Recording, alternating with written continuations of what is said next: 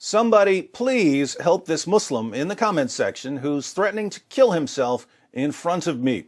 I think he needs some counseling. Here's the problem. Muslims are told all their lives that Muhammad was the greatest man who ever lived and that he never did anything immoral. Then someone like me comes along. I say, actually, Muhammad was a total freak. He had sex with a 9-year-old girl. He took the ex-wife of his own adopted son after causing the divorce by lusting after her. He had 9 wives at one time, even though the Quran only allows 4. He would have sex with all 9 of his wives in a single night, but would only take 1 bath. He once got caught having sex with one of his slave girls in the bed of one of his wives, and then he swore that he would stop having sex with her, and then he broke his oath.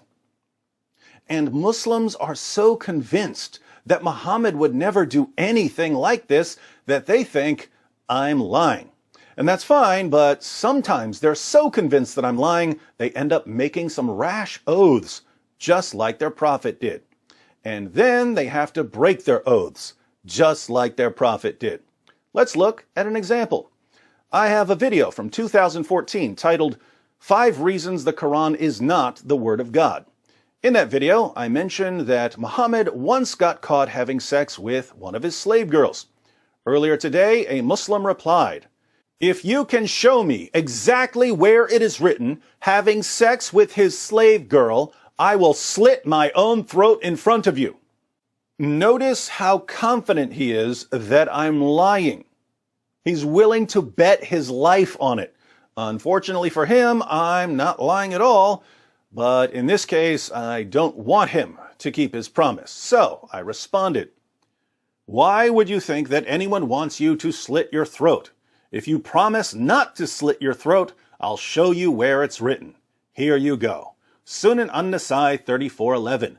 It was narrated from Anas that the Messenger of Allah had a female slave with whom he had intercourse, but Aisha and Hafsa would not leave him alone until he said that she was forbidden for him. Then Allah, the Mighty and Sublime, revealed, O Prophet, why do you forbid for yourself that which Allah has allowed to you? That's Surah 66, verse 1 of the Quran, until the end of the verse. But there are probably Muslims watching who think I'm making up this quotation. So let's take a look at Sunan An-Nasai 34:11 in English and Arabic. It was narrated from Anas that the Messenger of Allah had a female slave with whom he had intercourse, but Aisha and Hafsa would not leave him alone until he said that she was forbidden for him. Then Allah, the Mighty and Sublime, revealed, O Prophet, why do you forbid for yourself that which Allah has allowed to you, until the end of the verse. Did Muhammad have sex with his slave girl, Mary the Copt? Yes. There were Quran verses revealed about it. Do Muslims know this? No. Why don't they know it? Because their leaders hide the truth from them in order to keep them in a state of ignorance. Why do their leaders keep them in a state of ignorance? Because they know that Muslims will leave Islam if they ever find out about all the horrible things Muhammad did.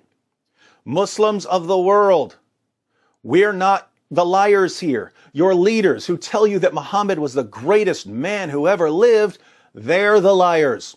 We're the ones who are telling you the truth, because we don't want you wasting your life by following the most obvious false prophet in history.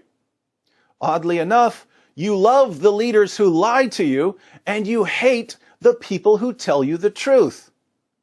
What kind of religion encourages loving lies and hating truth? Only a false religion.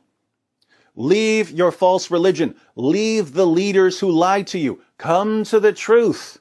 And whatever you do, don't try to kill yourselves, even though your prophet did on multiple occasions. Oh, let me guess. You think I'm making up your prophet's suicide attempts too, right? Go ahead and challenge me. I've got all the sources waiting.